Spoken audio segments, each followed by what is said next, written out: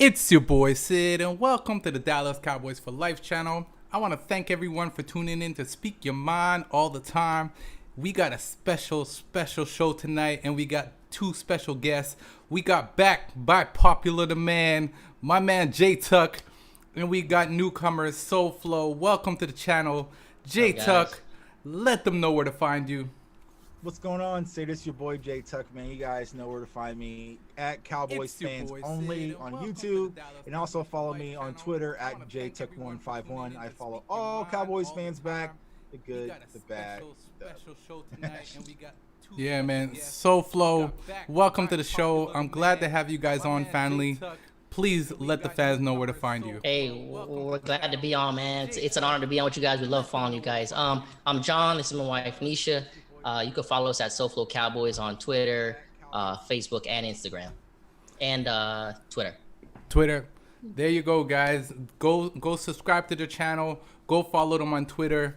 Guys, listen, there's a lot of hot stuff that's come out today in the week and today. We're going to get into the hot topic. We know what we're talking about. We won't jump into that right away.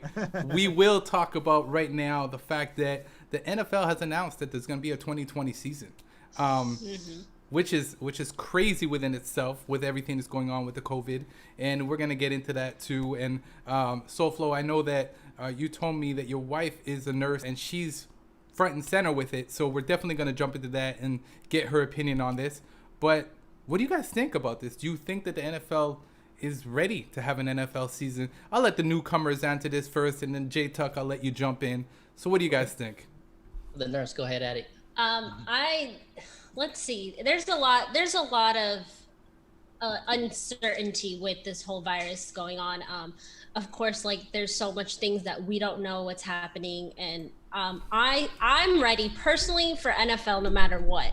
But I think the NFL is working very well with the Players Association, getting things right. As you know, they're being tested daily, and if it's less than 5%, they're being tested every other day. So I think we're going in the right direction to get the NFL season started. Okay. All right, man. J Tuck, what do you think, man? Yeah, so here we are again. It's talking about COVID, but it looks like all systems are a go. We're actually going to have an NFL season. Now, the question I ask, are we really going to have a full season, or are we going to try to get off the season off the ground and then come back down quickly? So that's always been my biggest fear. Like I said, to see what this Dallas Cowboys team can actually look like, get off to a hot start, and then COVID strikes, and then it's just canceled. So I don't know, man. I think they're going to try to pull it off. Are we still going to have fans? I don't know. I don't see how that's possible. I just saw today one of my favorite things I know a lot of people don't like, but I personally like it, and I actually already booked my ticket for it, was the Pro Bowl. So everyone's talking about the Pro Bowl is going to be canceled. So I'm like, you're going to have a full NFL season. You're going to have playoffs, a Super Bowl, but no Pro Bowl. Doesn't really make sense, but we shall see. Yeah, man, this is crazy. And I don't know if you guys heard, but Philly is the only city that's announced that they will not be having any fans in its stands. Mm-hmm. So now, yeah, we don't care about Philly anyway. But I'm just nobody wants to be there. Nobody wants to go there and watch any games anyway. So any Philly haters out there, too bad, so sad. But we know now. My question to this is: do you guys think that there'll be other stadiums in other cities that'll come out closer to season and say we're also not allowing fans into the stands?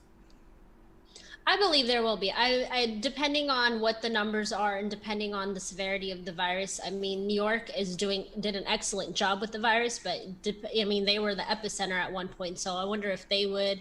A lot of like California is very getting up there in numbers. So I think a lot of places might end up doing that.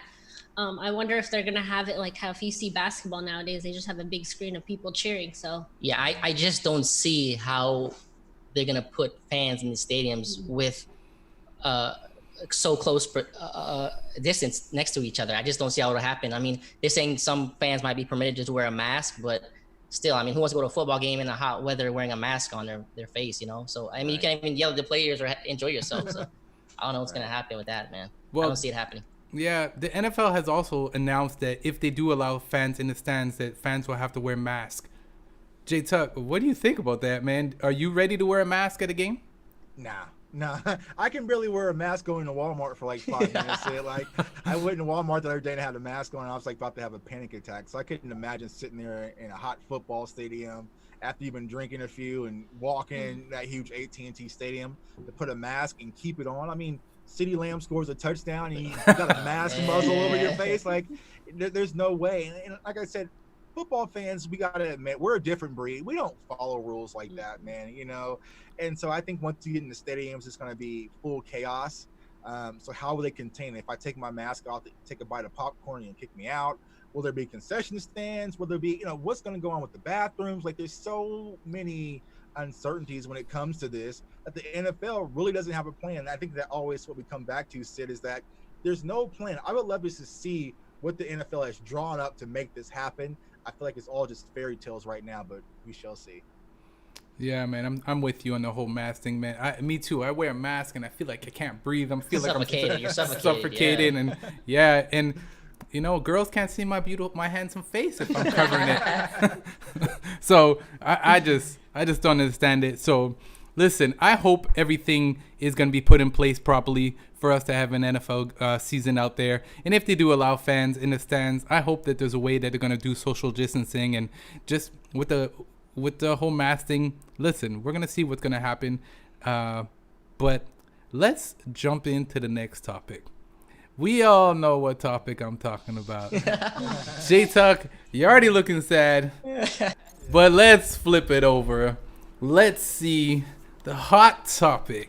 Jamal Adams being traded to Seattle. Oh, God. Guys, I announced it. Spoonie. Spoonie. Horrible. Spoonie, man. Spoonie, if you're listening, if you're watching, I said it, bro. Zero chance of Adams coming over. Now, guys, before you guys, I'll let you guys say your piece. But there was rumors out there that the Dallas Cowboys were up there to try and get Jamal Adams on. There was rumors that it was, I believe it was Seattle, Dallas, and I believe, if I read clearly, don't quote me wrong, but I think it was Washington. It was up there also. Is that something that just broke? That's something that just broke. Nah, so I don't know. We all know that rumors are rumors. We know it. We know there's so many rumors. It comes from an unnamed source, right? Something like that. Man. It's something I saw on I believe it was on Instagram. So if you guys see it, read it. Don't cry too much. I saw J-Tuck was crying earlier. Please, J-Tuck, chime in. I know you're upset. Let the fans know. Yeah, like I said, man, and like I said a few minutes ago on my channel, it's really about not knowing what the Jets were wanting from Dallas. Now, I said if they were wanting 2 firsts, a third, and Michael Gallup or Zach Martin, then okay, we have to pump the brakes. But looking at what Seattle gave up, I would have been fully okay with doing that in Dallas. And here's my reason why. Like I said, not only to mention, like this is the first reason, as I mentioned this earlier, right? If we get Jamal Adams, we should be in Super Bowl contention, which means those draft picks are going to be 23 plus, late first round draft picks. Okay. So take that into consideration. And then my second thought process, we are still, no matter what, even if we're having football, we're going through a pandemic right now. Do you know what's going on in college football? Because I don't. Sid, do you know? Nobody knows. Good, yeah. So do we even know if we're going to have a college football season? If it's going to be pushed back to the spring, that could drastically impact next year's draft anyway. So in next year's draft picks is pretty much going to be a crapshoot. Besides, the Trevor Lawrences, the people that we know. Right. So I feel like next year's first round draft pick is going to be a wash anyway. So if you're able to really get Jamal Adams for a 2022 first round pick, a third, and let's say Xavier Woods, now does that draft trade look a lot more enticing?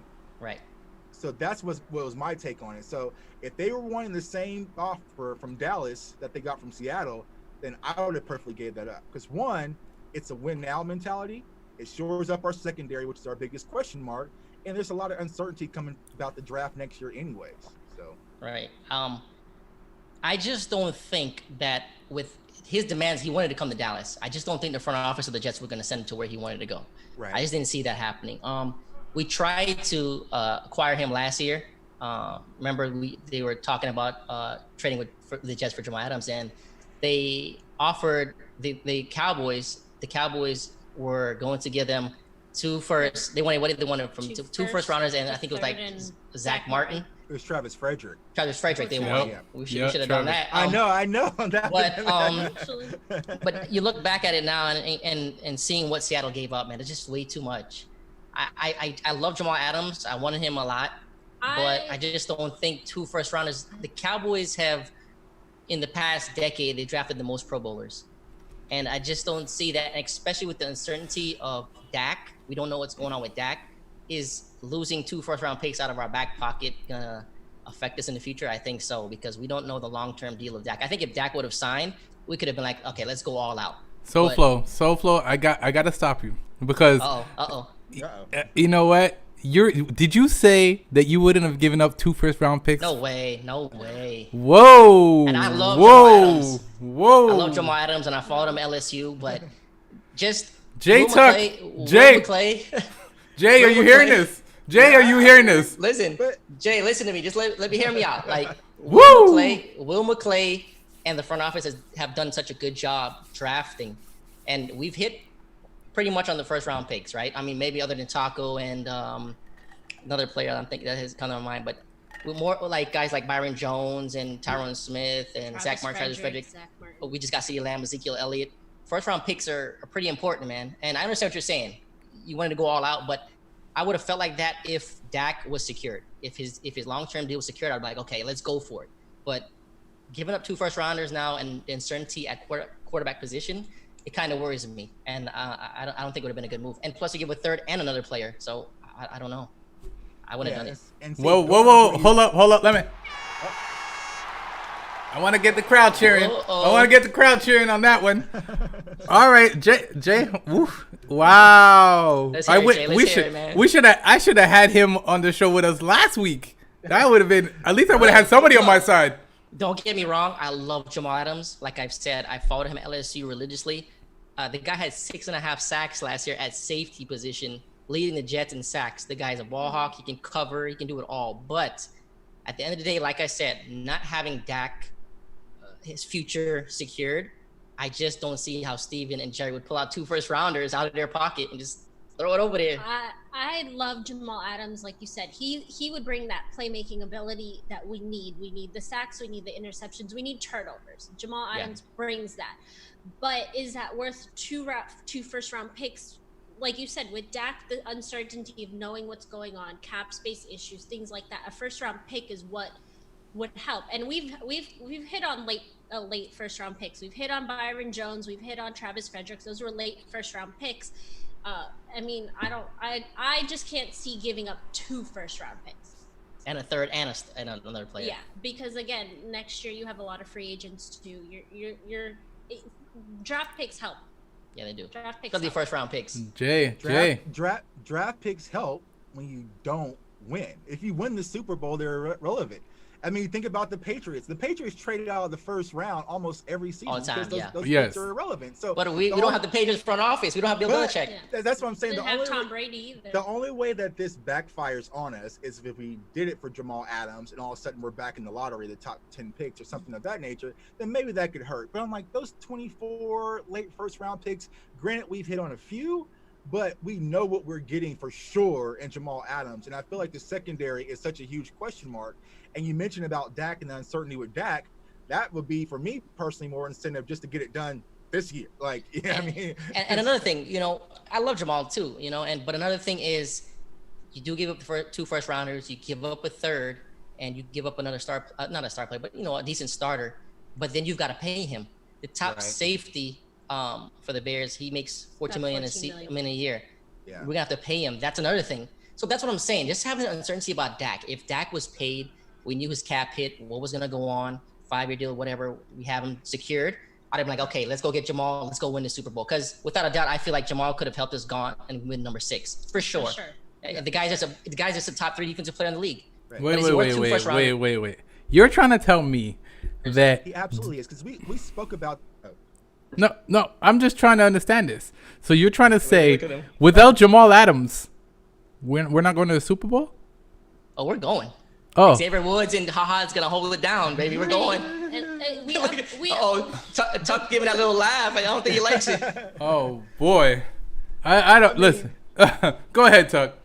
I'm just saying, if we would have got Jamal Adams, we pretty much sure. Without a doubt. Going Without a doubt, brother. Without a doubt. Without a doubt. I feel you. I was in pain. I was in pain when I saw that. There's a difference between believing we're going to the Super Bowl and like knowing, like, all right, like it's a whole different attitude. Like I always said this, Sid. Jamal Adams doesn't only just change our defense; he changes our culture. Because we spoke about this off camera. You know, you've been a Cowboys fan for quite some time. You know, you remember what it was like to have Darren Woodson back there and have the prime time back there. Yep. We haven't had that in the secondary in Dallas for so long. I agree. Okay. In that aspect, I'll give you that. It's true. It's true. I'll give him that. I'll give you that. You know, we need a player like prime time back there. I 100%. You know, I'm just looking at the chat, guys. Sorry, I didn't mean to stop right there, but I just want to send a shout out to everybody who's in the chat. We got Cowboy X Factor. He's been following us all.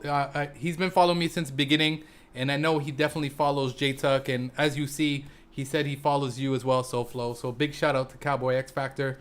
Nick Naruso always tuning in.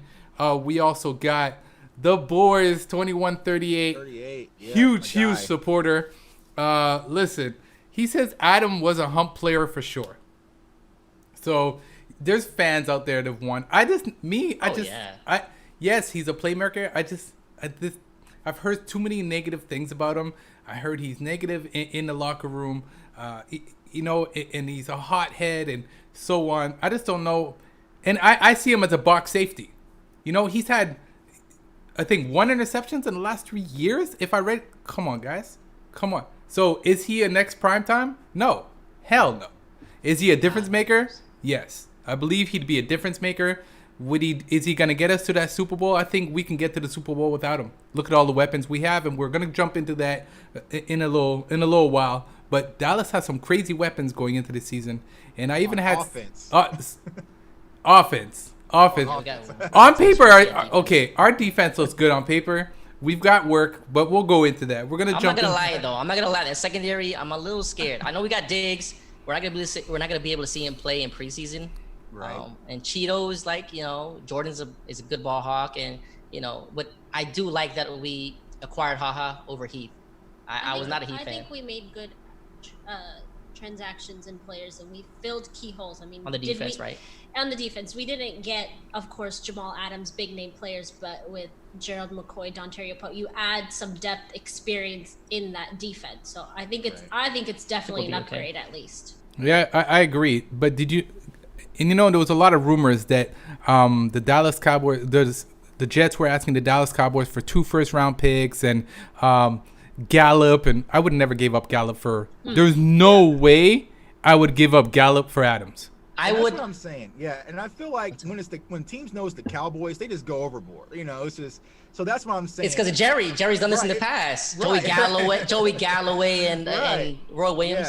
Yeah, so it's like 2 firsts and Zeke, and you know, probably went crazy overboard. So I probably understand why the Cowboys didn't do it. But like I said, just looking at what Seattle offered, if we're able to put that on the table, I would easily put that on. Guys, Seattle gave up. Well, they gave up a fourth round draft pick. Seattle in exchange for Bradley McDonald's safety, first round pick in 2021, third round pick in 2021, and a first round pick in 2022.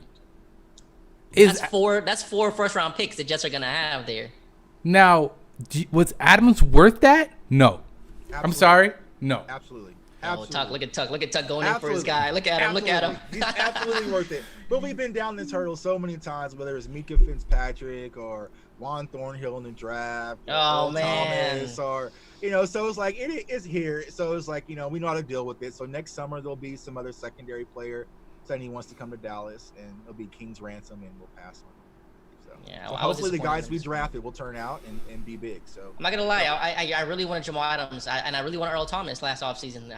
The safety position, I grew up with Darren Woodson, you know, and right. I understand how key that position is. Cowboys have just undervalued it for so long. I mean, they never addressed it. They trusted Heath. Granted, Heath was an okay player. He got turnovers once in a while, but he wasn't that game-changing safety. We had a chance to get Jamal Adams, but it's just too much. I wouldn't do it. Jay, who would you have given up? Michael Gallup and 2 first-round picks? Or I mean, Yeah, if they were to ask for Gallup, I would have gave Gallup up. And I know a lot of people. Oh, hell no. Do that for that. Because here's the reason why I say that, Sid. We have 3 great receivers, but we drafted CeeDee Lamb. Somebody's going to get moved out. Like CeeDee Lamb is not going to be a third option probably next year. And so you don't draft a guy like CeeDee Lamb to bring him in just to kind of be like a Randall Cobb. He's coming in to be the face of the franchise. Not to mention Jerry put 88 on his back. That's not just a cool little receiver in Dallas. So it can't be Cooper because we just gave him the money. So Gallup will probably be the sacrificial lamb because I think we'll probably lose him because I think the market value is going to be high for him. That's true. So that's the reason why I would say Gallup. Okay, so go ahead. I agree with they gave up Michael Gallup. I love Michael Gallup. I mean, he is an amazing player, but I don't know if I would do 2 first rounders. Right. Okay. Yeah. If I could do a first round, a third, and Michael Gallup, I would then have done I would it. take Jamal Adams. For sure. No, in a heartbeat. That But would've I been think what throws me off is the 2 first rounders. I can give up 1. We did that with Amari Cooper, and look how that turned out. But I don't know if I'd be able to give out 2. Right. And see that first rounder we gave up for Cooper, that was a lot valuable at the time we made the trade because we're going to be in the top 10, and we slid out, so we got a steal for Cooper, and I think that's the same thing with Jamal Adams. I mean, like I said, if we're drafting the late first round for Jamal Adams 2 years in a row and a Super Bowl ring, that's a fair trade I'm willing to make. I just don't believe that the Jets would have traded him to his demands that he wanted to go to Dallas. I just didn't see it because he kept talking about it. The Jets were not going to do something for him because they own his rights. But I just think also like you said, if we gave what Seattle gave, do you think the Jets would even took it because we're the Cowboys? They're going to want more. And Jerry's history, his track record. We are the Cowboys. Yeah. His track record, Jerry, you remember the Rowan's trade and stuff like that. Yeah, we should have did it last year and traded Travis Frederick and let him retire on the Get out of here, man. Yeah. That would have been perfect. That would have been perfect. I'm sure if Dallas knew he was going to retire, they would have made that trade last year. But, Oh yeah. You know, the boys 21-38 first rounder and third rounder in 2021 is okay, but the other 2022 first rounder is way too much. And I totally agree with that. I agree with that. We definitely talked about some. CeeDee Lamb got thrown into the mix there, and I see Jay Tuck talking about CD, and I have CD's jersey on the way. I did order it. Just to let I gotta get mine too. I'm waiting for that anniversary patch though first to come out. Yeah. So we're gonna jump into the whole training camp situation, and guys, Dallas went. I think Dallas got a steal in the draft this year, and it's something that we've discussed a lot on our channels before with Jay Tuck and other channels. What rookie do you guys think will make a difference going into the 2020 season? Well, let's pause for a second, Sid. All right. Look at what you have on the screen right now. I mean, the Dallas Cowboys got an impact player in the second round. They got an impact player in the third and probably the fourth. So since we're so great with our scouting and our draft crew. That's right, baby. That's right. Will McClay. Yeah, Will McClay. Will McClay can make action happen without those 2 first round picks. But go ahead. Just saying. Yeah. Okay. All right. I hear you because we all know, and we're going to jump into it. CeeDee Lamb was a steal for the Dallas Cowboys. Yeah. So, go ahead. Now, Jay, we've spoken about this, but I definitely want to get SoFlo's reaction on this one because when I saw that CD was still on the board, I was shocked.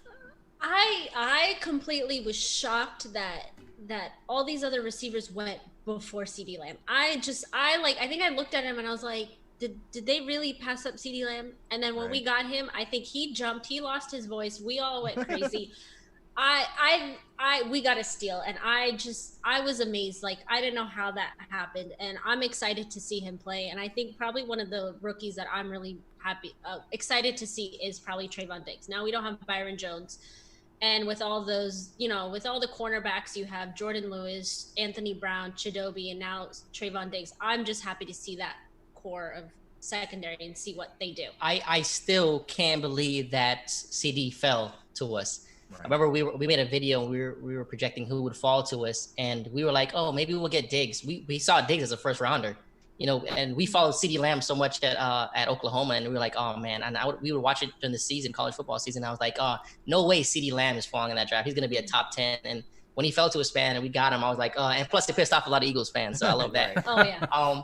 And in actuality, I feel like the Cowboys got two first rounders there when they picked up Diggs, man. Diggs is a good corner in Alabama. He's played in some big games. he's gone against some big receivers. So it's going to be fun. Yeah, man. J Tuck, what do you think, man? Yeah, like you said, like you know me, Sid. I was excited for CeeDee Lamb. I kind of call myself the Cowboys oracle because I predicted it, man. But I think CD falling to us was a godsend because I think he's going to be able to have instant impact. I think if we were still under the Jason Garrett era, that would have been a player we would have passed on, and he'd have probably been wearing a Philadelphia Eagles uniform. So luckily, Jason Garrett is gone. And I think that's the kind of thing. It's like we didn't really have much sports going on. And like for me personally, that was the most stressful moment because it's like CeeDee Lamb is here, Tuck. You've been wanting him, you've been calling for him on numerous shows. He's right here in front of us. Like, can you really handle the Cowboys passing on him? And we did it. And I was like I said, the biggest thing is I'm lucky that I wasn't in Vegas the night that we drafted CeeDee Lamb because I've probably been still swimming out there in that fountain right now, celebrating, man. But like I said, I think the entire Cowboys nation, when I screamed, my dog was running around barking like, what the heck's going on? But I was just ecstatic. And then the next day we killed the draft and so on. So, I mean, all of our draft picks were pretty much solid. Solid. I would say even 1 through 7. I mean, granted, Ben DiNucci's a quarterback, but I mean, you see the footage on him. He's a very solid quarterback who Mike McCarthy's familiar with. So, yeah. Listen, I don't watch college ball, and I've said this before, but when it comes to the draft, I start paying attention about who's going to be where. Let me ask this real question. So, you guys are in Florida. Who's your college team? Seminoles, baby. FSU. There we go. I knew I liked these people. I knew I liked them. Okay, I'm a Knoll too. So we're all good. right, nice, good. man. I thought you were about to say the other team. So. Well, No. UM. You thought we were going to say UM. Right? I'm a Cowboys fan by marriage, so I'm an FSU fan by marriage as well. Okay. Listen, you got a good woman there. She follows her man. That's a good thing. That's it, man. Yeah. I'm here a nurse, so in the Cowboys game, they give me a heart attack. She'll save me, man. There we go. Listen, like I was saying, I don't follow college ball, and I was going to this year because I'm starting to realize that you got to watch college ball if you to see who's coming into the NFL and to see what's the next hot thing and so on. So when it came up to the draft, I started reading up on who was gonna, and like I said, when I saw, first of all, I don't know if you guys remember, but they showed Mike McCarthy and then they showed, Jerry Jones, and they both had a little grin. They had a grin on their face, like, is this really happening right now? I knew it. I said it on the live stream. I was live streaming that night, and I said, "You don't grin like that when you're drafting like a deep tackle or defensive end. That's a Jerry grin. The same Jerry grin I saw when he drafted Des Bryant. That was kind of that same grin in his face, and like I just knew it, and my heart started pounding. They must have been just as shocked as we are that he fell. Oh yeah, for sure. I think so. I think for sure. I still think they're probably waking up every day now going, did we really get CeeDee Lamb? Yeah, we're all still in shock. The fans are like, whoa. Yeah, 100%. And I don't know if you guys saw, but I saw some of his training camp videos, and he looks good. I'm looking forward to seeing him. I think he has big shoes to fill because getting that 88. I don't know how you guys feel about it. Man. I think, and me and J Tuck had this discussion, and J Tuck said it. He wishes that he would have been able to carry on with his number and the number that he's always had. Yep. He should have been able to have his own legacy. And I agree with J Tuck on that. What do you guys feel about that? Do you guys think that 88 was the way to go? Or because I think giving him an 88 jersey is trying to tell him, hey, we need you to step up. I completely agree with you. I think when 88 grew on us, when we saw him in the jersey, we love it. But I think when they gave him 88, it was big shoes to fill, and I feel like it would put pressure on him. And then historically, when you see 88, you see big receivers, Des Bryant, Michael Irvin. He just didn't fit that physique for me. He fit like the number 10 for me, but it grows on you. Once you see 88, you see CeeDee Lamb. You can't help but like it. Yeah, and I feel the same way. First I was like, oh man, I hope he gets 10, because like a DeAndre Hopkins type of build, and I was like, oh, it look good on him, because I just think it's too early to give the 88 out like that, because Dez, and I just 88's a special number, but hey, it's starting to grow on me. I saw him in the jersey, and hey, it's not about the number, right? It's about what he does on the field, right? So hey, let's see what he does. Jay, man, chime in, man. I know you've probably been watching some of his highlights. I know how you feel about the 88. I still want you to speak on it, and just, do you think it's going to make a difference going into the 2020 season? Well, you've seen my jersey on Twitter the other day, so I'm not worried about the 88 thing. My jersey says 10 on it, CD Lamb. You got a 10? Yeah. Yeah, I Uh-oh. got a 10. So I pre-ordered it, and then when he announced his number, they made it as a 10. So I just called the pro shop and told them to keep it. I was like, don't change it. They're like, you sure? Like, don't change it. Just keep it at 10 and send it to me. So I got lucky. Nice. That's probably going to be a rare jersey to have, man. Nah, I'll eventually get the 88, but like he has to earn that from me, man. Yeah. Like it's a lot. Completely Like agree. I feel like it's too soon, because like we were still arguing, is Dez gonna come Dez back? coming We were back. watching, it's like, it just feels like too soon. But I think high hopes for CD. But like you said, in Dallas, that 88 isn't a number 3 receiver. Like that's a number 1 receiver. Like you put that on the guy.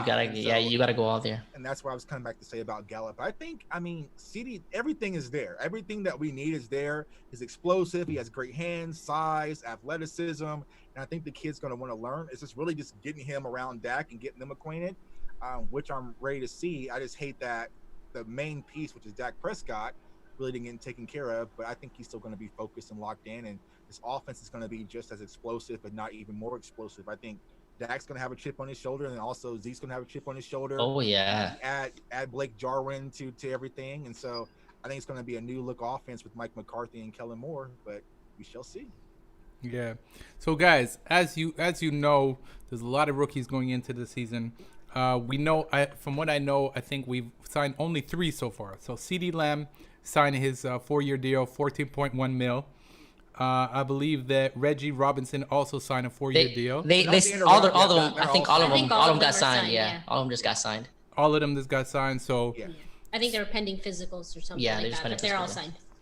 okay, so thank you for And here's filling the me funny in. thing about that: they're all signing by wearing masks. Like, why are they? I saw that. Like, they're all like at Frisco. They're signing Weird like, times, like, with the man. mask on. I'm like, why are you wearing a mask? Weird times, man.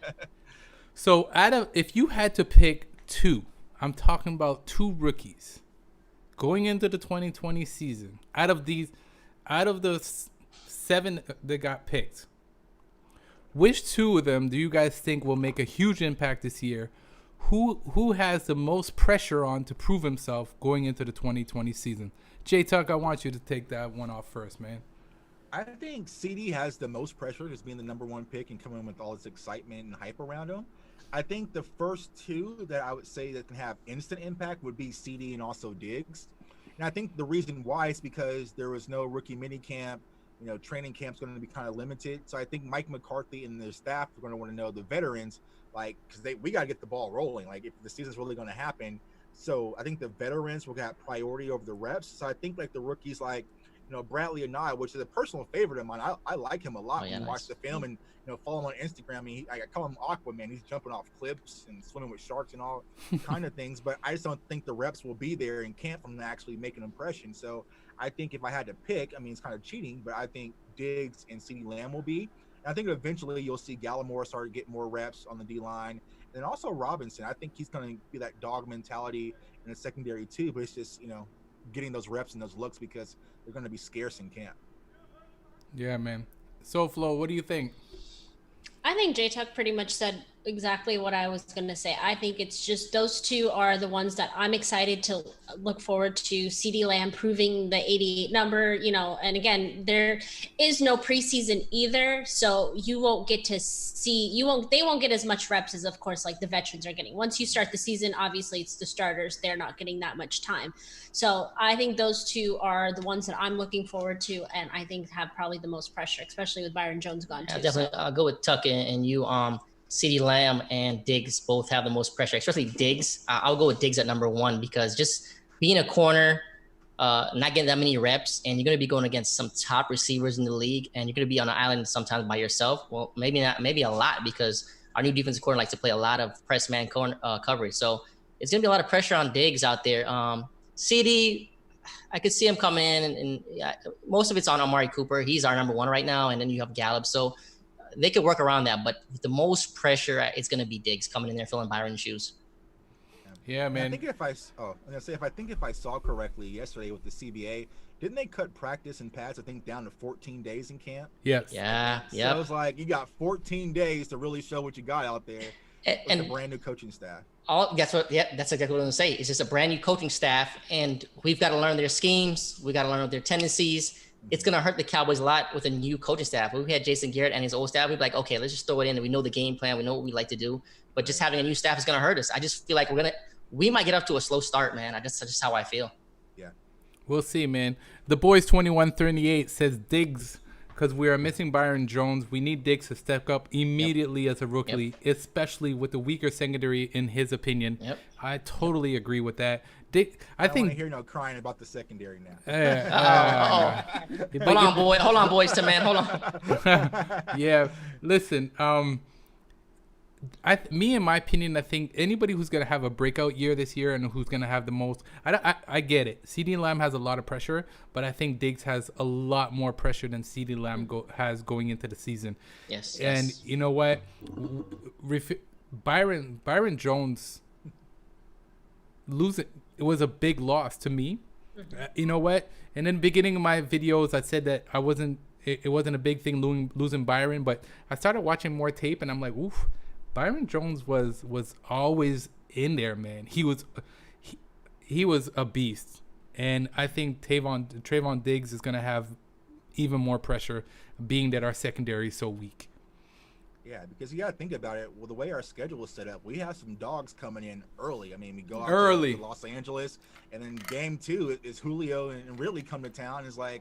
So, I mean, you're really going to have to be ready. And I think we will be. I think, adding Darryl Worley to our rotation, and Cheeto's been there, and J. Lou, Anthony Brown, those guys before these rookies. I mean, it might not be until around like week 5 or 6, especially for the secondary players, who actually kind of see them get thrown into the mix. Really. How many corners do you think we're going into the season with? About 5, you think? Yeah. I mean, it depends. And how does Reggie Robinson fit? I mean, is he going to play safety or... I think he will get looks at safety, to be honest with you. I think that's the thing, is it's so crowded in the secondary with just a lot of uncertainties. It's going to be a dogfight and kind of see who gets those reps in camp. Yeah, exactly. The hard part. So I think Robinson could add to some depth in the safety position. But I'm a huge Xavier Woods fan, and I believe in HaHa Clinton Diggs. But it's going to be interesting. Yeah. I feel like that's what we got robbed of by not having any preseason, because that was going to be the fun time. I always said the fans, we make the final roster, so it's like we need to see these players and really play. So how much insight will we actually get? I mean, will training camp be live for us to actually see? Is it going to just be clips on NFL Network? And so that's kind of the hard part. Right. Yeah, I don't know, man. It's just a lot to look at once we're going into the 2020 season. So with that being said, SoFlo, what record do you give the Dallas Cowboys ending with? Now, I have them at 12-4. J Tuck, I think you had them at 11-5, right? I think I had it as I had 11-5, 10-6. Yeah, one of those two. I think I had them at 12-4 when we did our video. Coming up. We did do a video prediction, and I think we did it at 12-4. Okay. I'll probably go. Yeah, probably 11-5. 11-5. I'll go with, man. I just feel like we're gonna get off to a slow start with a new staff, no preseason. I mean, I love preseason. I know a lot of people hate it, but I just loved. We watch it and focus in on players that are coming in 3rd, 4th strings. We love seeing them play late in games. Preseason is one of our favorite part of the season. You get to evaluate the players. You get to see all these upcoming players that you normally, when you draft, you're like, oh, okay, whatever. But then you see them really actually play, and you see what they can reps, do. Man. So, no preseason. If we didn't have preseason, no Dak. Right, no Dak. Yeah. Guys huh? Right. Well, I was saying, he would have probably got to play because everybody was injured that was ahead of him. But still, yeah. Yeah. I mean, you got to see those players, like Dak, and see how special he was, and get his arm warmed up and get acquainted. This is NFL football. You're making a huge jump, and a lot of these guys haven't played football since last November, and so it's going to be a drastic change. And so, but I think the hard part, and I'll probably do another video once we get closer and we know a lot of details, is not knowing what the season's going to look like. I mean, it's different between going to Seattle and playing on the road, but then going to Seattle and playing in front of no fans like that. Oh man, that's a huge difference. The 12. It's a huge difference. So I'm like, that game that I might have circled maybe a loss for Dallas. Well, hell, if no one's I'm going not- to be there. No. I'm not gonna lie. I'm kind of glad there's no 12 in there this season. with 12 game in. It makes it a little nervous because I mean, as we talked about earlier, Dallas going to the stadium, it's not as loud as we think it is, but having that home factor is a Right. big factor because you're now playing based on talent and scheme Right. and everything. You don't have that outside factor helping. Right. You don't have that momentum that you would if you have fans. Right. So I think that takes a big factor into the season as well. Right. Listen, That's the hard part. preseason, without preseason, I guarantee we're going to have a lot of injuries this year. Yep. A lot of injuries. And I don't think the rookies are going to be evaluated properly. I think No. they're going to be cut early. They're not going to get a chance to show what they have. And I've said this before, it's sad because some of these guys, it's their last chance to go out there and prove themselves. And having that, going out there with the fans looking at you, that's an extra drive. That gives you that extra push that you need to go out there, even push, improve yourself even more. So I just, it's tough. It's going to be tough. 0 preseason games going into. Go ahead. You're gonna miss that hidden talent that sometimes you see in preseason. Those undrafted rookies that come out and ball out. You're gonna not be able to evaluate that because you're gonna end up probably bypassing. There's gonna that. be a lot of good players not playing this season. Yeah, And I man. feel like Bradley and I might be one of those players that's not going to get the look. No, that he he's really not. deserves. No. Yeah. I just want to jump into the chat. The boys 2138 love them mugs, SoFlo. So you hold up that mug, man. Let show. How about the boys, baby? Oh snap! And of course, Tuck and Sid hat game always. Yeah, man. Yes, sir. We see that D. Yeah. I got a few more hats coming. I'm looking forward to it. Love my hats, and it's just who we are. So SoFlo, going into a bit more detail. I want to know what you guys feel about Dak not signing. You want to start? That's a big debate between me and her, man. You go ahead. Ladies first. Ladies first. Go ahead. Okay. Hold on. First of all, I am a huge fan of Dak. In 2016, Wait. All the ladies love wait. him. I gotta ask. Why is it that women love that? Is he that? My wife too. Oh, he's so They handsome. love Dak. My sister too. What's yeah. up with that? What is up? Dak. Please fill I us don't know, in. but Fill see, us okay, in. so- And don't think that doesn't play into a lot of the Dak hate you see. Yeah. Looks take a play. I don't know what it was. I wanted Dak before we even drafted him. I remember when we were going through the 2016 draft, I was in Trader Joe's with my mom and he's watching the draft and I'm like, please tell me we got Dak. Please tell me. Everybody wanted Paxton Lynch. All this. I forgot about I him. wanted Dak, and I don't know what it is about him that I wanted Dak. But I've been a Dak supporter since the beginning. I love Dak, but I would have loved to sign him either last year or this year. I think we should have signed him. I also believe we should have signed him for a 5-year deal because helping out that cap space helps. Because next year you're looking at Jordan Lewis, Shadobi, you're looking at Xavier Woods. You have a couple other players that are going to be in contract season. So I really wish we had signed Dak. I think that was a big. I'm not a mistake, but I like Dak. I mean, who doesn't want Dak? My take on this, I love Dak. Dak's was a 4th-round quarterback. He was 4th on the roster. I mean, the guy has achieved so much from where he's come from. The problem that lies here was the 4-year deal or the 5-year deal. Now, do I believe the front office believes in Dak? I don't think so. If they believed in Dak, the 4-year deal would have gotten done.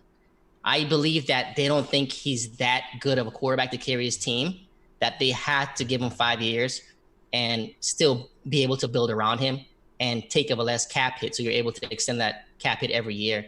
His agent was stuck on 4 years, man. And in the front office, I just don't think they believe that they could give him 4 years. If you look at the history of the Dallas Cowboys and the deals that we've done, they've always been over 5 years and up. We believe, Stephen Jones believes in doing deals where the cap can be spread out throughout the seasons where we can just restructure and still add pieces around. Now, like I said, do I think they believe he's like an Aaron Rodgers or a or Drew Brees where he's an elite quarterback, I just don't think so, or they would have gotten the 4-year deal done. Wow. I think he would have had if with the 4 years, like we said, he would have a big hit against the cap, and next year you have DeMarcus Lawrence and Amari Cooper that are big hits too. They're both at 20+ million. Right, and plus you got Zeke, who's also an agent running back. I mean, Zeke's still playing at a high level, but we all know what happens to running backs in their contract as they play. But I just believe that the front office doesn't see Dak as an elite quarterback, and I think, in my opinion, this is my opinion, everybody has their opinion, that what he was offered was a fair contract value. I mean, he was going to be making as much as Russell Wilson. I mean, that's what Jane Slater was reporting, that he was going to be guaranteed over $110 million. He was going to make $175 million. So that would put him between $35 million a year, same as Russell Wilson. I think the same as Carson Wentz. But then again, you think at it's a business. You know, Prescott has been paid pennies and he's performed well. He's still on a rookie contract. So you look at it both ways, and I just believe Stephen Jones and Jerry Jones don't believe that he's the quarterback for the future. Although they come out and say it, they would have gotten that deal done, and that's how it would have went. Yeah, thanks for definitely chiming in on that. I just want to send a shout out. Zach White's Walls. He says it was a mistake, gonna hurt us later, and I gotta agree with that, man. I think I don't know if you guys saw, but I had Kelsey Charles on my show the other day, and Kelsey Charles has an inside with the Dallas Cowboys, being that she used to be a reporter with the Dallas Cowboys, and she said that it nearly got done. The deal nearly got done. The issue was the guarantee. And again, she says it was smart for Dak to hold out with the TV deals that are coming next year. That means more money for him. Right. Like we said, like Dak's played for nothing, man, and he's got all right to want to play a 4-year contract and get another big contract. That's perfectly fine. But just my opinion, right? I believe if he was, let's say, if I believe he was a team player and he was wanting to build around the team, he would have taken a 5-year deal and allowed us front office to relocate some cap and still build around him. I mean, he was still going to get guaranteed money, right? But I mean, hey, it didn't work out. He hired Todd France as his agent, and Todd France has a rep in the NFL not getting long-term deals done. He's got two other NFL players that he deals with that didn't sign long-term deals. So we don't know. We just don't know what's going to happen in the future. And I just think that we're heading towards a divorce. As much as I love Dak, as much as you love Dak, I just don't know how. Say that again. I don't think Sid heard you. Divorce. That means a separation, right? I don't know if Dak is going to be back.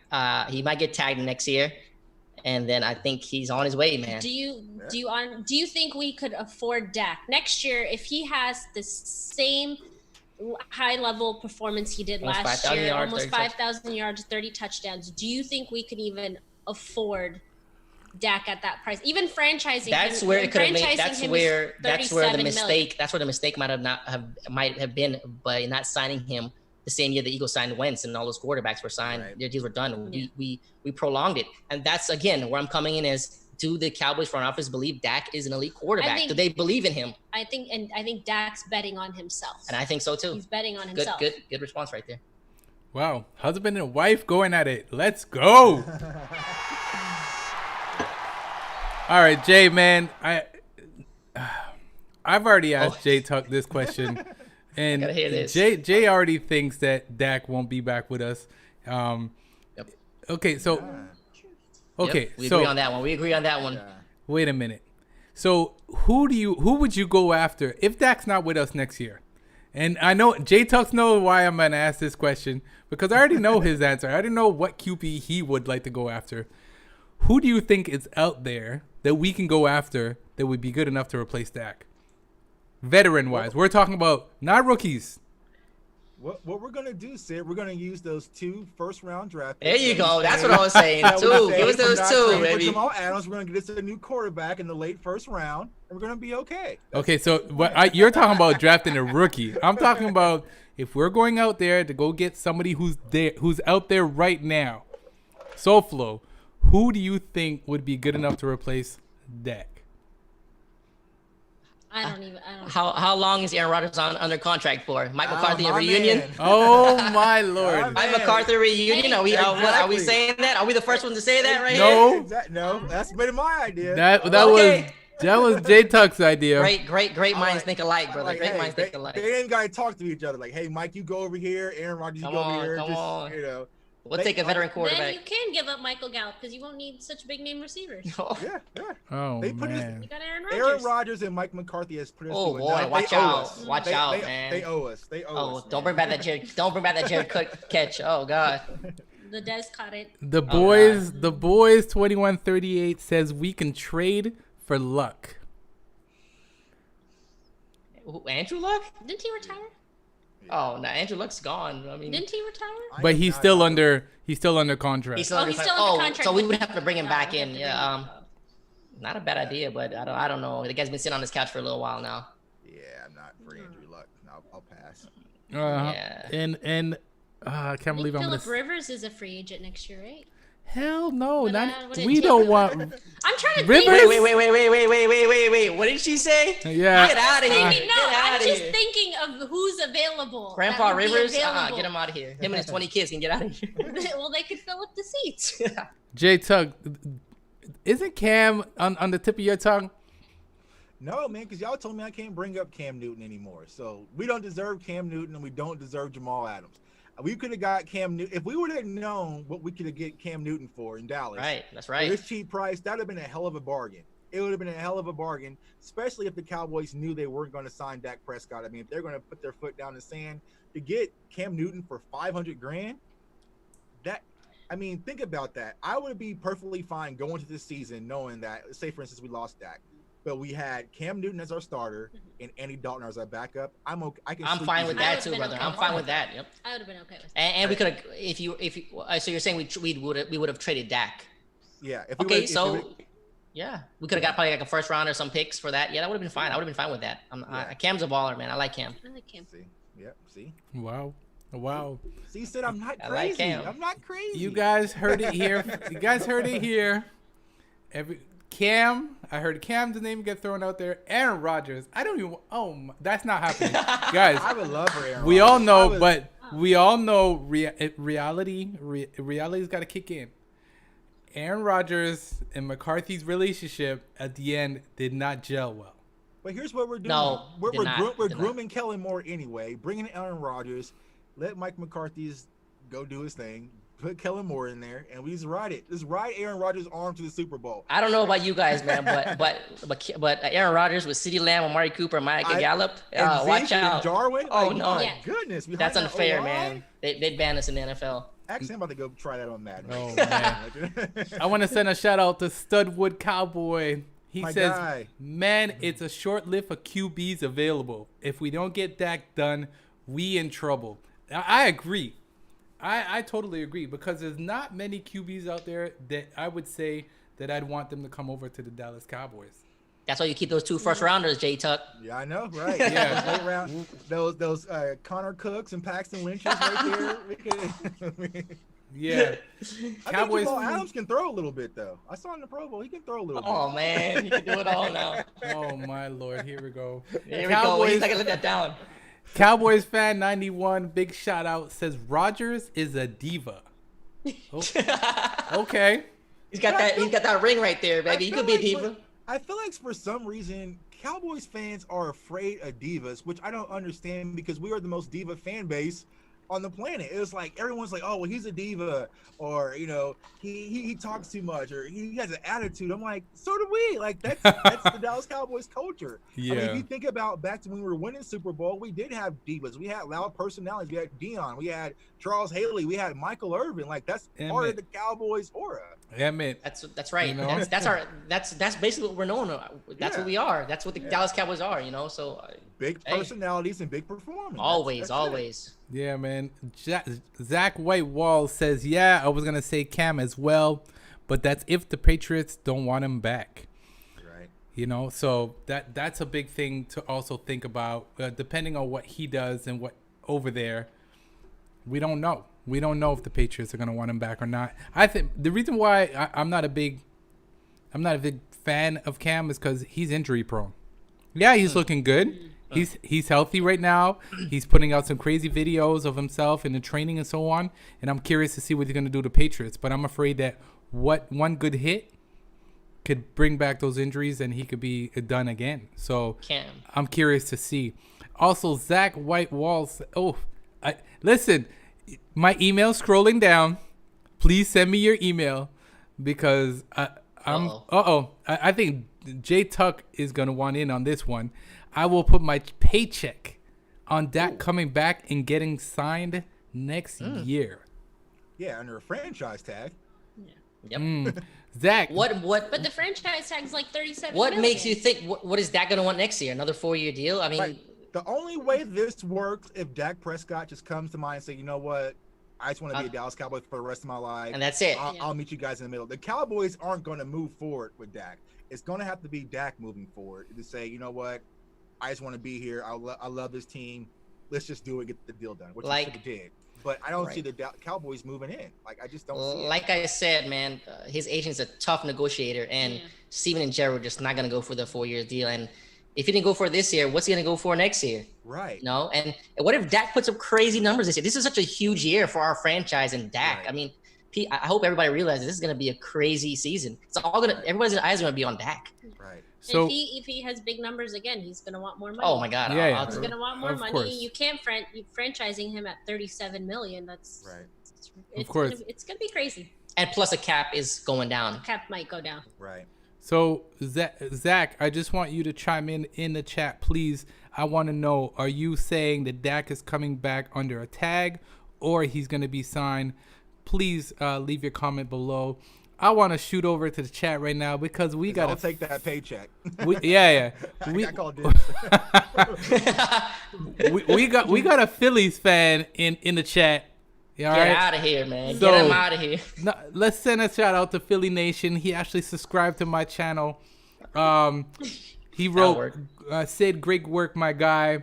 But you know I had to stop by, remind you that your team is hella garbage. Fly, Eagles, fly. Keep up the great work. Salute to y'all, creators. But your team is garbage. So Somebody's still hurt that they didn't get CeeDee Lamb. yeah. So Feeling guys, weird. let's send a little love to Philly Notion, and let them know they're not winning against us this year. What's going on there? Jay. What? Listen, as a Cowboys fan, I always will say we're going to go 16-0, but I mean, Listen, we own the Eagle last the last week. I mean, it's a cool little split, but we'll win the division. Yeah. So. Yeah. Eagles have done their work. They added Darius Slay in the offseason. I mean, he had a good game last year against Amari Cooper when we went to Detroit and played. But it's always a good competition. Our NFC East rivals are always fun games, tight, hard, tough games, and it's always fun playing against the Eagles and Redskins and Giants. And the reason why I say that, you got to understand the Eagles are familiar with their personnel. Like I said, with this whole pandemic going on, like there's a lot going on that we still have a lot of learning to do. I mean, it's only so much you can learn through a Zoom conversation. So like as soon as we're able to get to camp, I think August 14th, like we have to hit the ground running to learn this. And so I think, Philly has some continuity on their side, but at the end of the day, I think we have enough talent that by the end of the season that we'll be able to win the division. So Right. I'm not really worried about Philly. If you go position by position throughout the division, we have the most talented team for sure, without a doubt. By far. Yeah. I really don't see a weakness on our team. Our offensive line, our defensive line has rotation. We got some good corners. Safeties are good. Our running back is great. Tight ends. We got it all. So let me ask this question to you guys. What happens if we don't win the division this year with Mike McCarthy? Does that add pressure on him? Or does he No. A first year without a preseason or training camp and a new whole team, and I think he'll be fine. I don't think it's too much pressure on the first year. I mean, especially without no preseason and training camp, I don't think they hold him accountable too much if we don't have a great season. Right. Yeah, man, I totally agree with that. I think Mike McCarthy coming in and first of all, more than half the coaching staff is new. We're changing our defensive scheme. We have a lot of new players, a lot of rookies playing on the team. There's a lot of molding that needs to be done, but I still believe that we will make it to the Super Bowl this year. I'm a strong believer with the weapons that we have. Yeah. And the new now, okay, and I'm gonna say it, and I can't believe I'm saying his name again, but if we had Mr. Clapper with weapons that we have, no, I don't think that can happen. But I think what Mike McCarthy did with Aaron Rodgers and what he did with Green Bay, and if he brings that same mentality into the Dallas Cowboys, I think we have a good chance to making it to that Super Bowl. So let me ask you another question. If we win the Super Bowl this year, do we get a parade? I will have one in my backyard. I'll be there, man. I'll have one. Wherever it is. Disney World is only 3 hours away. We will make our own parade. We'll be there. Just need to see the Cowboys win one before I die. So if they win it, I can go Oh, out there man. and That's like, it. you know. I think 95 so long ago. I mean, with the talent that we have, I don't see how we don't even make it past. Like how I don't see how we cannot win the division, not even get to the playoffs with the talent we have. With that Like, offensive power we've got, man, we should be put up 35, 40 points a game. I don't see offense. And last year we were number one offense, and we added CeeDee Lamb. And we had Clapper. We're adding CeeDee Lamb. We're adding Mike McCarthy, who's an offensive-minded coach, to a young Kellen Moore, who's a great offensive coordinator. I mean, it's going to be great. It's going to be great. Yeah, I feel like off our offensive firepower alone, we should just be in the playoffs. Like, so. Listen, that can either throw the ball or run the ball. And if running the ball is not working, we have a lot of weapons that we can put the ball up in the air to. And if that's not working, who we have in the backfield? We got 21, baby. Pollard, Zeke. I want Pollard to touch the ball more this year. I know what you guys think about it. He's explosive. He's a young guy. He's hungry. I'm not saying Zeke's not hungry anymore. You know, Zeke had his struggles, and I want to give Zeke his respect because I think a lot of people are not giving Zeke the respect that he deserves because he still put up 1,000+ yards. Didn't even do training camp last year. Right? So this is a guy that is still hungry and still he's young. He's very young, and he still wants to go out there and do his thing. But I think Tony Pollard is another weapon that we have, and people are underestimating what he's able to do. Yeah, you could. I agree. I think I want to see Tony Pollard more, and I think Zeke does deserve his respect. I mean, every year he puts up numbers, and let me ask you: do you think if Zeke was on a different team, would he get more respect, or do you think because he's a Cowboys? Do you think players on the Cowboys don't? The argument here is everybody is basing on our offensive line. If you look through forums, you look through the chats and everywhere, people are saying the only reason Zeke's putting up numbers is because his offensive line. People are not realizing that we have an aging offensive line, and it's not the same offensive line we used to have. And Zeke's a different type of back than he was in his rookie season. Those breakaway runs, though, we're not going to really see that much anymore. He's more of a power back now. He's always going forward. I love Zeke. He's a top 3 back to me, and I think he's going to do great things coming up this season because he's got a chip on his shoulder. You saw him tweet that he was pissed off about that ranking that had him out in the top 10 or something like that. I think he's a top 3. To answer your question, absolutely. If Zeke was on another team, he would be everyone's favorite running back and be the most underrated player ever. Because the same thing happened to Emmett. Like, it's always Emmett in the O-line. Emmett had the O-line. Exactly, yeah. You know, so they're always going to find some way to discredit a Cowboys player. It's just part of the territory. A lot of people don't see Emmett's yards after contact, man. He had a lot of tackles he broke. He was strong in his lower body. Yeah, that's why the Christian McCaffrey gang jumped me on. I was all ready for it. J Tuck, do you want to see Tony Pollard touch the ball more? Yeah, absolutely. So, you know, I mentioned earlier I was at that Rams game last year where both Zeke and Pollard got off. So I think if they both get their fair amount of touches, they could definitely have an impact. I think when it comes to Pollard, it's really just using him in more creative ways, like putting him in the slot possibly, using him as a wide receiver, just getting the ball in his hands. And I think that's the best thing about this offense is that we have a lot of players. Just get the ball in their hands. They'll do the rest. CeeDee Lamb, just get the ball in his hands. Let him do what he does best. Get Pollard out in space. You know, throw the ball up to Cooper. You know, there's a lot of different weapons, but I think Pollard needs to get more touches. But I think we need to be more creative with the offense, which I think Mike McCarthy will be. I mean, just lining, you know, Pollard up in an I formation and running a dive, that's really not his expertise. Right. Like, he needs to really be out in space. So Right. We were at the game where both running backs had over 100 yards against Miami. Right. Pollard looked great. And like you said, he's got to be out in space. Line him up at a receiver, line up anywhere. Just get him the ball, get him touches, you know. Pollard's got some great speed and quickness coming out of college of Memphis. I like him a lot. Right. Yeah, I went and watched some of his college highlights, and in the slot, he's crazy. Like, Yeah, good they player. just, oh my God, his route running is unbelievable, and I think that they need to do a few tests with him and maybe see if he could be one of those options to go into the slot as well as running the ball. I would like to see him more kind of in the gadget aspect. I mean, like the Chiefs kind of used to use Tyreek Hill, you know, just different looks, whether it's a jet sweep or, you know, in the slot or returning kicks. Just get the ball in his hands and let him work. Yeah. The Boys 2138 said Zeke will be just fine. He said he'll have 1,500 plus yards, double digit touchdowns, rushing watch. I want to see Pollard in special teams and passing downs more. I'd like to see Pollard in special teams. I think that he'd be. For me personally, I don't know, and that's a huge question mark that I wanted to address because that special team spot is going to kind of be open. I don't think they're going to put CD back there, and I don't see them really putting Pollard back there. So it might, you know, I don't know who's going to. What other options do we have? Last season, Pollard played some spots at kick return. Yeah, he had a horrible game in New England. They had a lot of miscommunication. But last year, we just had a bad special teams coach, man. I know getting Fossil now is going to change things around. He's a good coach, good special teams coach. We've seen what he did with the Rams. So I think they will use CD at punt returner. You think he will? I think so too. I think they'll put him at punt returner sometimes, and I think situational times, you know. And then, Pollard, they need to put him back at quick return. He played some this year, but, I mean, he wasn't that explosive. But then again, we're training special teams coaches, so we'll see what happens. Yeah, man. Studwood Cowboy, big shout out again to you, man. He said Pollard got the juice. Yeah. Yeah, he does, man. Yeah, he definitely does. I was on the bandwagon when Zeke was chilling in Cabo last year. I was perfectly fine with it.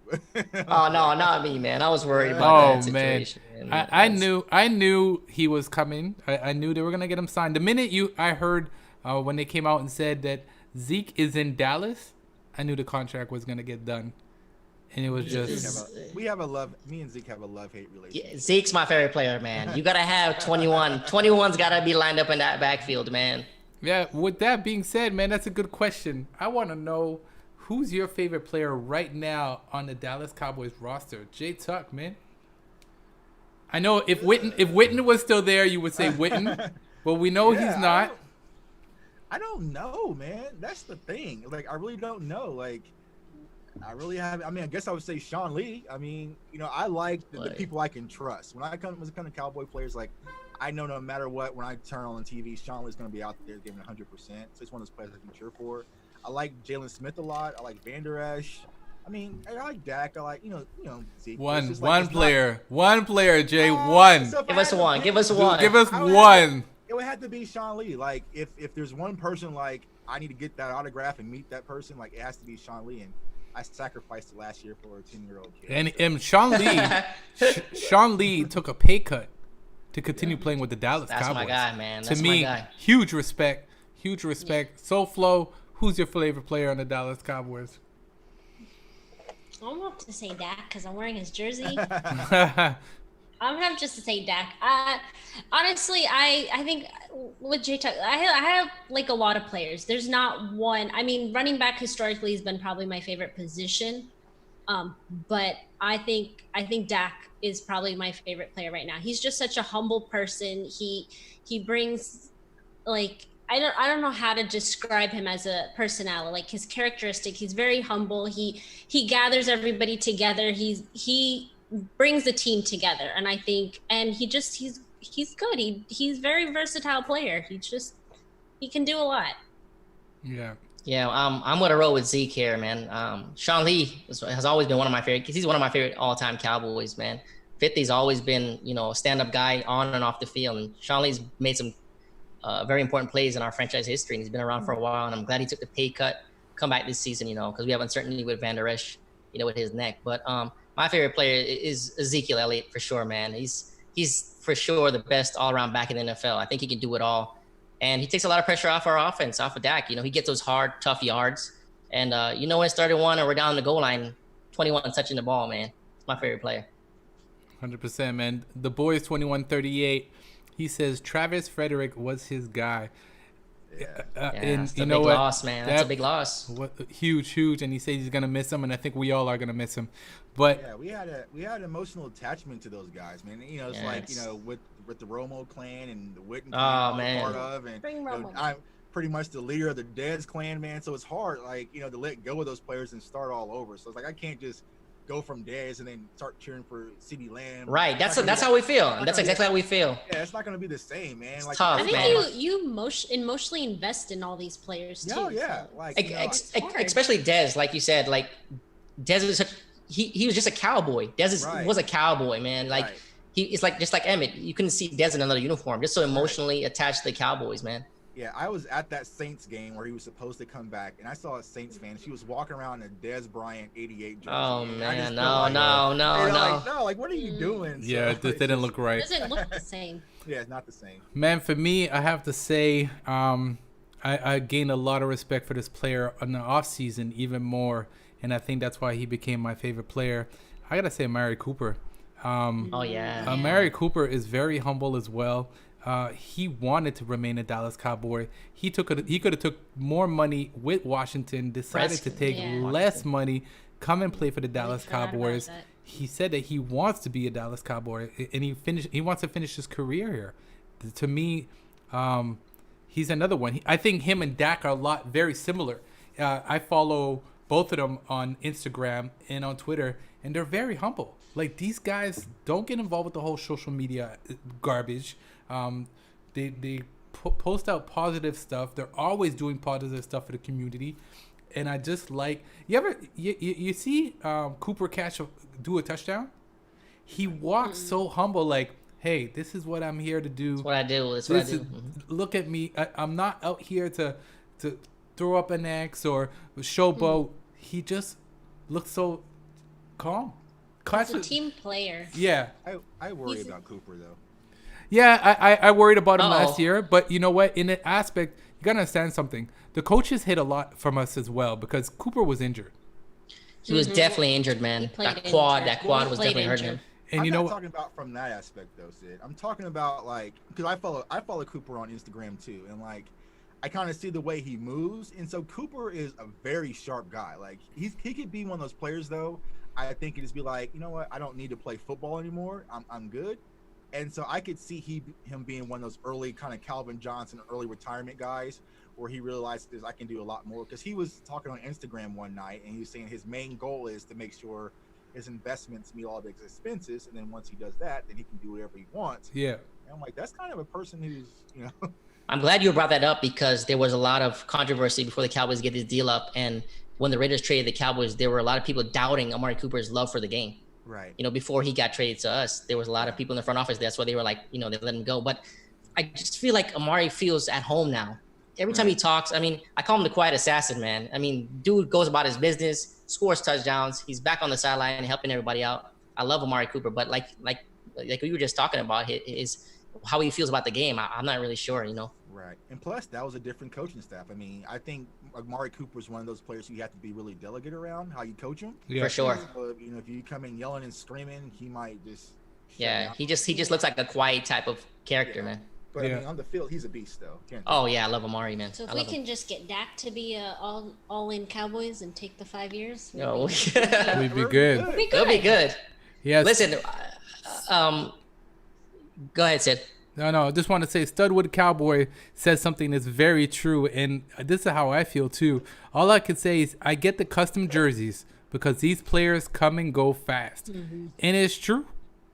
He has. I don't think I have a.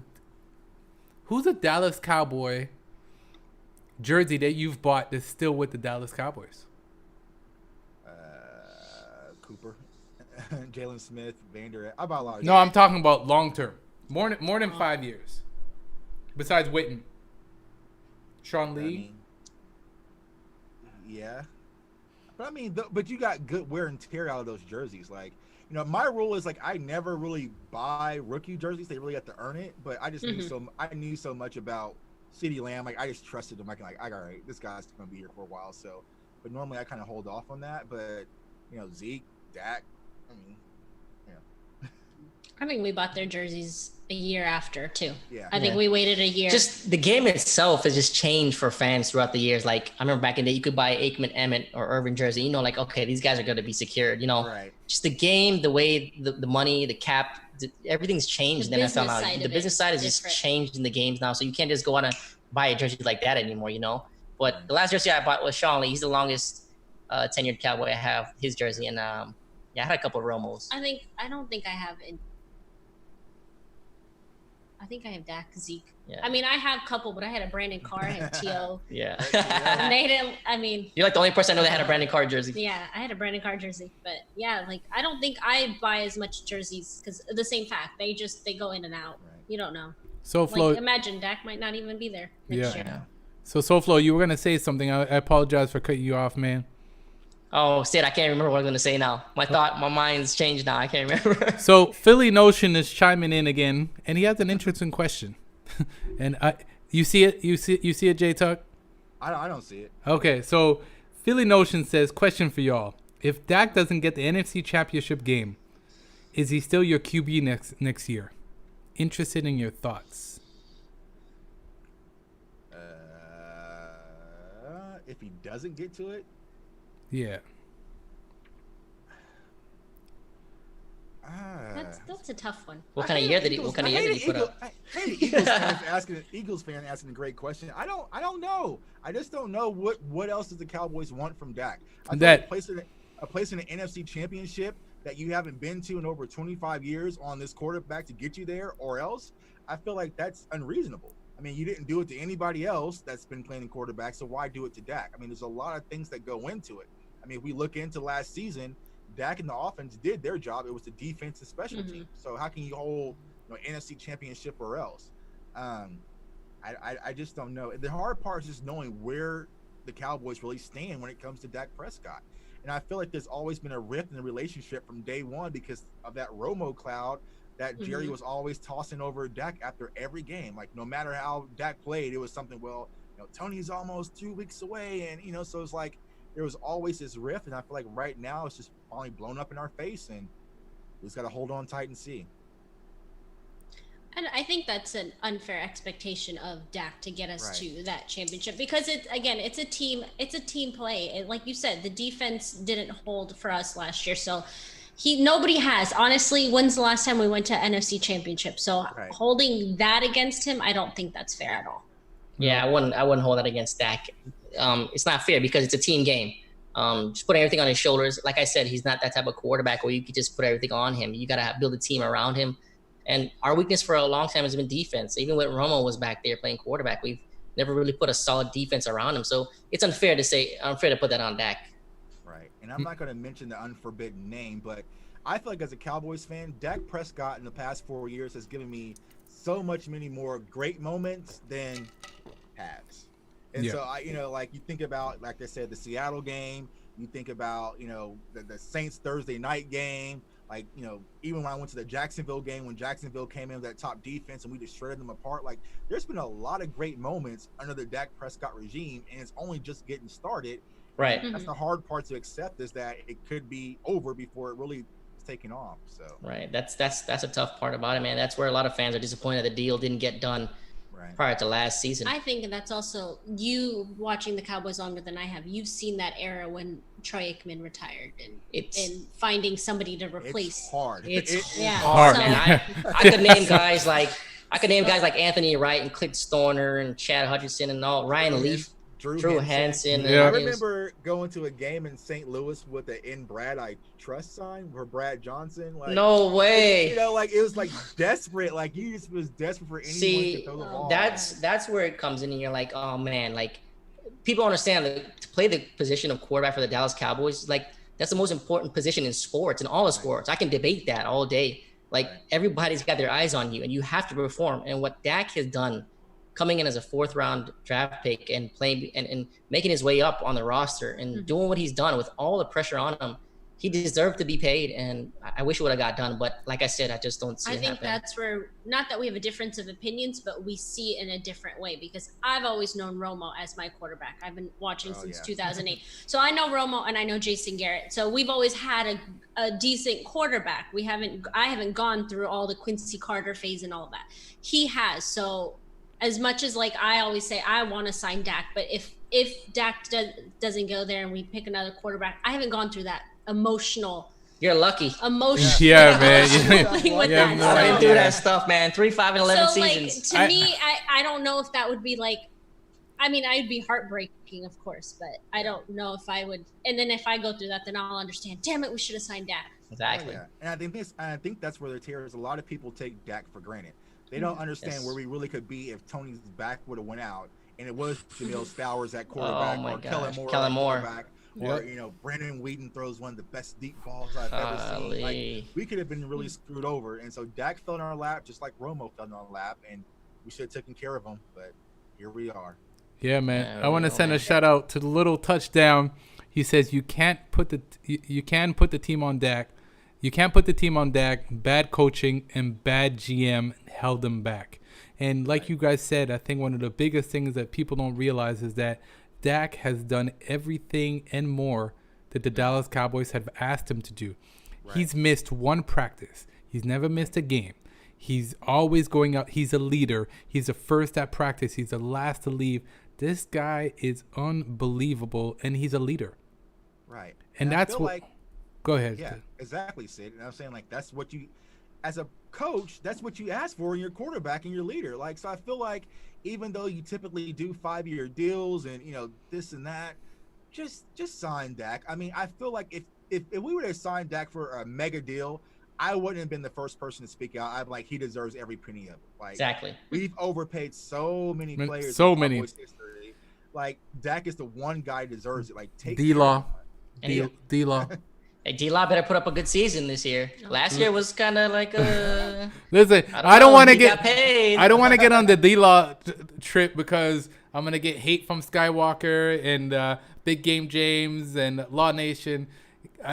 Shout out to those guys. Let's not get on D-Law because I already chimed in. I don't think D-Law did much for us last year, but we won't get into that because I'll get a lot of hate mail from them guys. Right. But I said like D-Law came off of injury and suspension and all this, and he still got his money.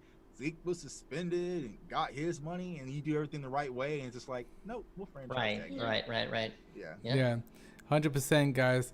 So with that being said, guys, thanks for tuning in. Don't forget to click that subscribe button. J Tuck, let them know where to find you, man. Yeah, Cowboys fans only on YouTube. That's Cowboys fans with the S only. And also follow me on Twitter at JTuck151. Yeah, man. Definitely go check out his channel. Click that subscribe button. Check him out on Twitter. SoFlo, let them know where to find you. Find us at SoFlo Cowboys, Twitter, Facebook, Instagram. Check us out. We love talking Cowboys football. We all have our different opinions. Hey, we just want that 6th ring. Right. And 7 and 8. Yeah. All that, man. Add it all up. Just keep going. Yeah, man. Guys, thanks for tuning in to Speak Your Mind all the time. I want to thank my special guest for coming on the show. We're definitely going to get together again. Once again, go click that subscribe button. Check them out. It's your boy, Sid, and I'm out.